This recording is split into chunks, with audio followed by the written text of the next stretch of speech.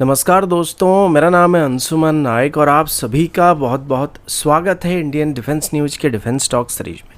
जहां पर हम रोज़ नए नए डिफेंस अपडेट्स के बारे में बात करते हैं। तो चलिए देर न करते हुए आज की वीडियो शुरू करते हैं।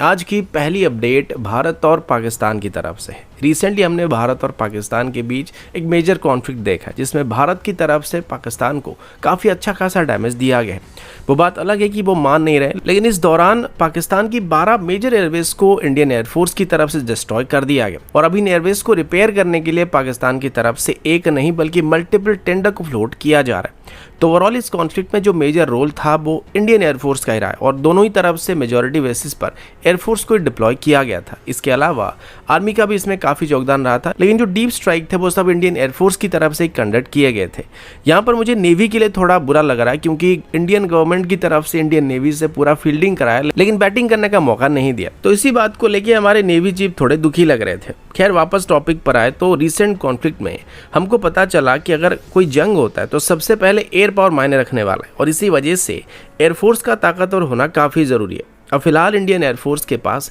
इतनी अच्छी कैपेबिलिटी मौजूद है कि हम पाकिस्तानी एयरफोर्स को काउंटर कर सकते हैं, लेकिन आने वाले समय में हमारी एयरफोर्स पाकिस्तानी एयरफोर्स से पीछे पड़ने वाली, क्योंकि पाकिस्तान के पास अब J-35 जैसे स्टेल्थ फाइटर जेट मौजूद होने वाले। इसको लेके 2024 में पाकिस्तान और चाइना के बीच एक एग्रीमेंट को साइन किया गया था जिसमें पाकिस्तान की तरफ से चाइना से 40 J-35 को खरीदने के लिए डील को साइन किया गया था। अब ओरिजिनल प्लान के मुताबिक ये जेट पाकिस्तान को 2027 से 28 के बीच डिलीवर होने वाले थे, लेकिन रिसेंट कॉन्फ्लिक्ट के दौरान चाइना की तरफ से एक बड़ी स्टेटमेंट इशू किया गया था कि सिचुएशन को देखते हुए चाइना की तरफ से J-35 की प्रोडक्शन को फास्ट ट्रैक किया जाने वाला है और वक्त से पहले इन जेट को पाकिस्तान को डिलीवर किया जाने वाला है। इनिशियल ऐसा लगा था कि शायद इनको 2026 या 27 के आसपास से डिलीवर करना स्टार्ट किया जाएगा, लेकिन किसी ने ये बात नहीं सोचा था कि चाइना इतनी जल्दी J-35 को पाकिस्तान को डिलीवर करने वाला है, क्योंकि अभी कुछ अनऑफिशियल सोर्सेज की तरफ से क्लेम किया जा रहा है कि चाइना की तरफ से पाकिस्तान को J-35 की पहली बैच को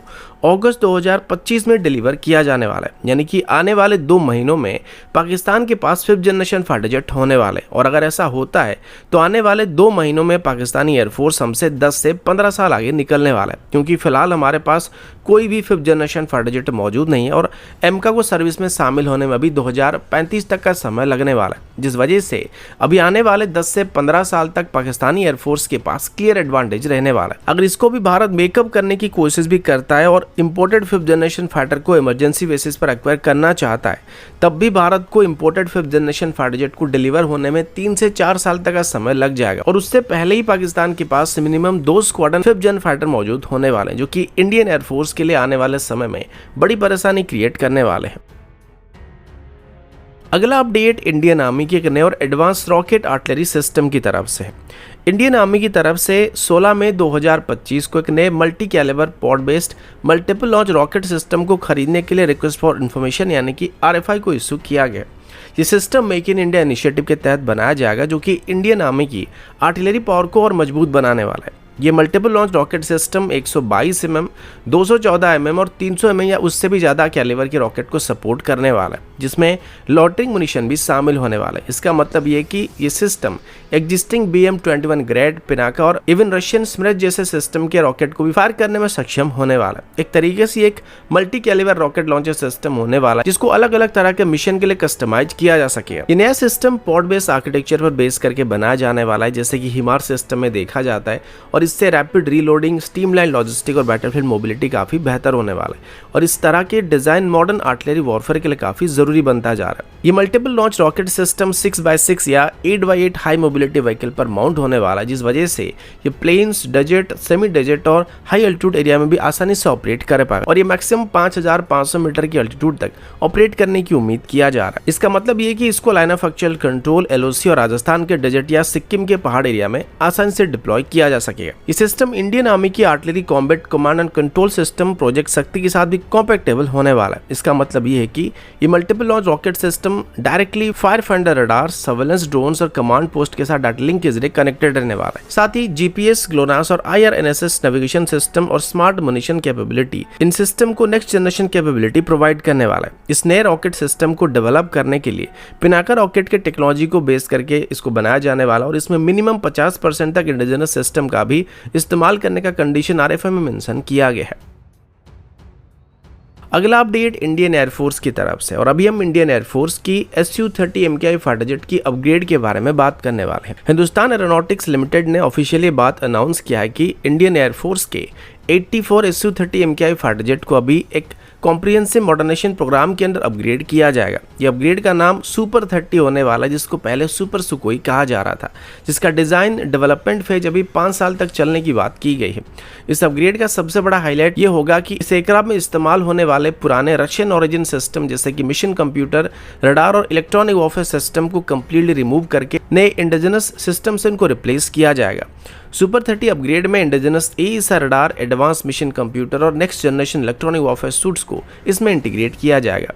DRDO और प्राइवेट सेक्टर डिफेंस कंपनीज के साथ मिलकर अभी इन सिस्टम को HAL के थ्रू डिजाइन और मैन्युफैक्चर करने का प्लान किया जा रहा है। अपग्रेड के बाद Su-30 MKI की कॉम्बैट परफॉर्मेंस, सिचुएशनल अवेयरनेस और ऑपरेशनल फ्लेक्सिबिलिटी में काफी बूस्ट मिलने की उम्मीद भी किया जा रहा है और अब भी इंडियन एयरफोर्स के बैकबोन फाइटर जेट होने वाला है। ये बात भी अभी ऑफिशियली बताया गया कि Su-30 MKI आगे चल के 2060 तक ऑपरेशनल रहने वाला है, जिसको MK नहीं बल्कि एक 6th जनरेशन की हेवी एयर सुपीरियरिटी एयरक्राफ्ट से रिप्लेस किया जाने वाला है, जिसका डेवलपमेंट बहुत ही सीक्रेटली किया जा रहा है। और MK की मास प्रोडक्शन स्टार्ट होने के बाद इस unknown 6th generation fighter jet की पहली प्रोटोटाइप को अनवील किया जाने वाला है। इंडियन एयरफोर्स का कहना है कि जैसे कि Su-30 MKI हमारा मेन एयरक्राफ्ट है, तो एक साथ सभी को अपग्रेड नहीं किया जाएगा, बल्कि फेज्ड मैनर में इनको धीरे धीरे अपग्रेड किया जाएगा ताकि इंडियन एयरफोर्स की डेली ऑपरेशन में कोई प्रॉब्लम का सामना नहीं करना पड़े। लेकिन हमारे सामने जो सबसे बड़ी प्रॉब्लम यहाँ पे होने वाली है वो भी जिस स्पेस में हम जा रहे हैं होने वाली, क्योंकि स्पेस में सुपर 30 अपग्रेड प्रोग्राम की डिजाइन, इंटीग्रेशन, टेस्टिंग और IOC को अचीव करने में हमें करीब 5 साल का समय लग जाएगा। यानी कि पहली सुपर 30 2030 में ऑपरेशन होने वाला है, जो कि वर्तमान के हालात के हिसाब से काफी स्लो लग रहा है।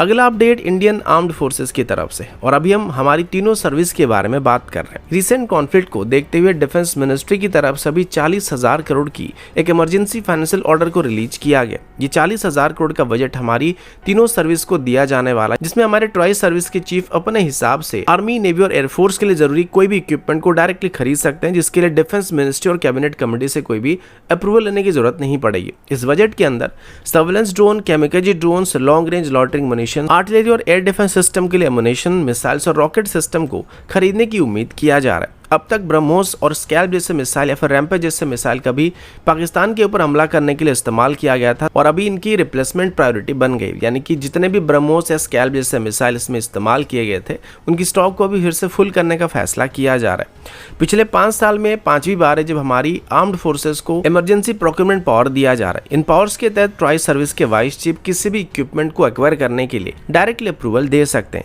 लेकिन अब इसमें कुछ नए कंडीशन भी रखे जा रहे हैं, जैसे कि फाइनेंशियल एडवाइजर की कंकरेंसी मैंडेटरी यहाँ पे कर दिया गया और किसी भी इंपोर्टेड सिस्टम को खरीदने के लिए स्पेशल परमिशन की जरूरत पड़ने वाली। ऑपरेशन सिंदूर के दौरान भी इंडियन आर्मी और इंडियन एयरफोर्स की तरफ से हेरॉन मार्क 2 ड्रोन को एक्सटेंसिवली इस्तेमाल किया गया था, इनको भी पिछली बार इमरजेंसी पावर का इस्तेमाल करके खरीदा गया था। साथ ही भारत इलेक्ट्रॉनिक्स लिमिटेड को भी अभी 10 के आसपास low level drone detection radar का ऑर्डर मिलने वाला है। पहले ऐसे 6 रडार के लिए ऑर्डर किया गया था, लेकिन अभी एडिशनल 10 यूनिट को ऑर्डर करने का फैसला किया जा रहा है। इस इमरजेंसी प्रोक्योरमेंट से प्राइवेट और public sector Indian defence company जैसे कि solar defence and aerospace, Bharat electronic limited और कई ड्रोन मैन्युफैक्चरर को डायरेक्टली बेनिफिट मिलने वाला है। इसके अलावा जो सबसे बड़ी बात सामने आई वो ये है कि इमरजेंसी फाइनेंशियल पावर के अंदर जितने भी इक्विपमेंट खरीदे जाने वाले इन सभी को 40 दिन के अंदर ही फाइनल किया जाने वाला है। साथ ही इसमें 15% तक अपर लिमिट को भी इंक्रीज करने का प्रोविजन रखा गया, यानी कि अगर 40,000 करोड़ के ऊपर थोड़ा और हमारा बजट चला जाता है तो उसको 15% तक इंक्रीज किया जा सकता है।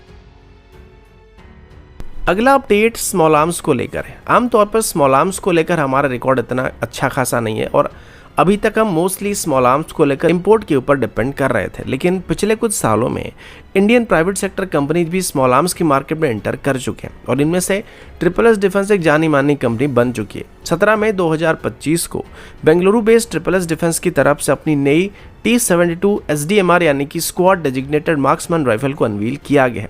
ये राइफल उन रोल्स के लिए डिजाइन किया गया है जहां पर एक स्टैंडर्ड इन्फेंट्री राइफल की रेंज कम पड़ जाती है, लेकिन एक स्नाइपर राइफल की फ्लेक्सिबिलिटी चाहिए होता है। इन राइफल्स की मैक्सिमम इफेक्टिवनेस 800 मीटर तक होने वाली है और इसमें 7.62 × 51 mm की एमुनिशन का इस्तेमाल किया जाने वाला है। ये SDMR उन ग्लोबल ट्रेंड को फॉलो करता है जो आजकल के NATO या फिर वेस्टर्न मिलिट्री में देखा जा रहा है, जहां पर स्क्वाड लेवल के designated marksman rifle frontline unit को प्रिसिशन फायर सपोर्ट को देने के लिए डिप्लॉय किए जा रहे हैं। और ट्रिपल एस डिफेंस के मुताबिक ये राइफल स्पेशल फोर्स और रेगुलर इन्फेंट्री दोनों के लिए सुइटेबल होने वाले। ट्रिपल एस डिफेंस पहले भी अपनी सेवर स्नाइपर राइफल के लिए और M72 कार्बाइन की वजह से हेडलाइन पर रहा था, लेकिन अभी T-72 SDMR राइफल इन दोनों से एक कदम आगे जाने वाला है, क्योंकि इसमें स्नाइपर राइफल के मुकाबले भले ही रेंज थोड़ा कम होने वाला, लेकिन इसका रेट ऑफ फायर ज्यादा होने वाला है, जो कि टैक्टिकल ऑपरेशन के लिए एक सुइटेबल वेपन बनने वाला है और इसे डायरेक्टली इंडियन आर्मी की एग्जिस्टिंग ड्रैगनऑफ स्नाइपर राइफल्स का रिप्लेसमेंट माना जा सकता है। T-72 SDMR राइफल में प्रिसिशन ऑप्टिक्स को माउंट करने के लिए टॉप रेल भी दिया गया, जहां रिक्वायरमेंट के हिसाब से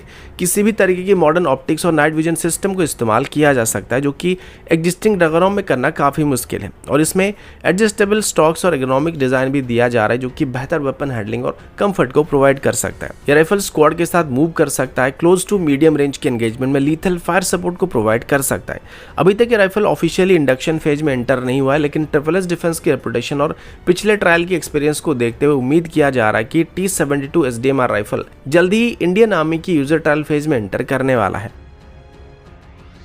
अगला अपडेट DRDO की लेजर वेपन की तरफ से। 13 अप्रैल 2025 को आंध्र प्रदेश के कुरनूल में DRDO ने mark II direct energy weapon system को सफलता के साथ टेस्ट किया गया था। ये सिस्टम एक मोबाइल ट्रक के ऊपर माउंट किया गया था और इसमें 6 अलग अलग 5 किलोवाट लेजर को कंबाइन करके 30 किलोवाट की एक पावरफुल लेजर बीम को जनरेट किया गया था, जो किसी भी fixed wing drones, enemy surveillance sensor और मल्टीपल एरियल टारगेट को 3.5 से 5 किलोमीटर के रेंज के अंदर आराम से डिस्ट्रॉय कर सकता है। ये सिस्टम DRDO के centre for high energy system and science यानी कि चेस की तरफ से डेवलप किया गया है, जिसमें और भी कई DRDO के लैब्स, एकेडमिक इंस्टीट्यूट्स और इंडियन इंडस्ट्री का योगदान रहा है। अब DRDO ने ऑफिशियली इस mark II direct energy weapon system की टेक्नोलॉजी को प्राइवेट सेक्टर कंपनीज के साथ शेयर करने का फैसला किया ताकि इस सिस्टम को मास प्रोड्यूस किया जा सकेगा। पहले से ही 2 किलोवाट और 10 किलोवाट सिस्टम के लाइसेंस को भारत इलेक्ट्रॉनिक लिमिटेड को दिया चुका है, लेकिन अब इस 30 किलोवाट सिस्टम की टेक्नोलॉजी को प्राइवेट सेक्टर कंपनी के साथ शेयर करने की प्लान किया जा रहा है, जो स्केल और इनोवेशन दोनों को एक्सलेट करने की उम्मीद किया जा रहा है। इंडियन आर्मी की तरफ से पहले भी 2 किलोवाट सिस्टम की 23 यूनिट को अपनी सर्विस में शामिल किया चुका है और अभी इनका इस्तेमाल भी किया जा रहा है, लेकिन अब इस 30 kilowatt based direct energy weapon system को जल्दी ही मास प्रोड्यूस करने का प्लान किया जा रहा है, जिसे बड़ी मात्रा में सर्विस में शामिल किया जाने वाला है। रिसेंटली पाकिस्तान के साथ जो कॉन्फ्लिक्ट हुआ था, जिसमें पाकिस्तान की तरफ से मास में ड्रोन भेजे गए थे, इनमें से काफी सारे ड्रोन को हमारी mark I direct energy weapon system की मदद से डिस्ट्रॉय किया गया था, लेकिन इस सिस्टम की प्रॉब्लम यह कि इसमें बस 2 किलोवाट की लेजर का इस्तेमाल किया जाता है, जिस वजह से एक ड्रोन को डिस्ट्रॉय करने के लिए कुछ समय लेता है। लेकिन अभी जिस नया सिस्टम को डेवलप किया जा रही है उसके मुकाबले 15 गुना ज्यादा ताकतवर होने वाला है और इस वजह से ये पलक झपकते ड्रोन को डिस्ट्रॉय कर सकता है। अगला अपडेट डोर्नियर 228 एयरक्राफ्ट की तरफ से है। 18 मई 2025 को HAL की ट्रांसपोर्ट एयरक्राफ्ट डिवीजन कानपुर की तरफ से इंडियन कोस्ट गार्ड के 17 डोर्नियर 228 एयरक्राफ्ट का अपग्रेड कंप्लीट किया गया, जिसमें एयरक्राफ्ट को नए सेंसर्स, एवियोनिक्स और मिशन कंप्यूटर के साथ मॉडर्नाइज किया गया। अपग्रेडेड एयरक्राफ्ट में अब फुली डिजिटल ग्लास कॉकपिट दिया जा रहा है, जिसमें multi function displace, modern navigation system और ऑटो पायलट सिस्टम को इंटीग्रेट किया जा रहा है, जिससे पायलट का वर्कलोड काफी कम होने वाला है और साथ ही सिचुएशनल अवेयरनेस काफी इंप्रूव होने वाला है। डोर्नियर 228 में एक electro optical sensor, maritime petrol radar और ऑटोमेटिक आइडेंटिफिकेशन सिस्टम भी फिट किया जा रहा है, जिससे ये एयरक्राफ्ट अब रियल टाइम में वेसल ट्रैकिंग, सर्वेलेंस और आइडेंटिफिकेशन कर सकता है। ये कैपेबिलिटी कोस्ट गार्ड को हमारी 7,516 किलोमीटर की कोस्ट लाइन और लगभग 2.01 मिलियन स्क्वायर किलोमीटर की एक्सक्लूसिव इकोनॉमिक जोन में बेहतर सर्वेलेंस कैपेबिलिटी प्रोवाइड करने की उम्मीद किया जा रहा है। एयरक्राफ्ट में अभी secure satellite communication system, upgraded data link system और एडवांस कम्युनिकेशन सिस्टम इंस्टॉल किए गए, जिससे इंडियन कोस्ट गार्ड के शिप्स, MRCC सेंटर और कोस्टल बेसेस के साथ भी सीमलेस कोऑर्डिनेशन पॉसिबल होने वाला है। साथ ही सर्च एंड रेस्क्यू इक्विपमेंट में भी थोड़ा इंप्रूवमेंट किया गया, जो कि किसी भी मैरिटाइम इमरजेंसी सिचुएशन में काफ़ी ज़रूरी होते हैं। इसके अलावा एयरक्राफ्ट के इंजन्स और स्ट्रक्चर में भी थोड़े ऑप्टिमाइजेशन किए गए, जिससे अब इन एयरक्राफ्ट की एंडोरेंस और रेंज थोड़ा इंप्रूव होने की बात की गई है। ये अपग्रेड इंडियन कोस्ट गार्ड के लिए एक फोर्स मल्टीप्लायर बनने वाला, जिससे इलीगल फिशिंग, स्मगलिंग, पायरेसी और स्ट्रेटेजिक वाटर में सर्वेलेंस काफ़ी बेहतर होने की बात की गई है। तो दोस्तों, अभी के लिए इतना ही। मिलता हूँ आपसे अगले वीडियो में, तब तक के लिए जय हिंद, वंदे मातरम।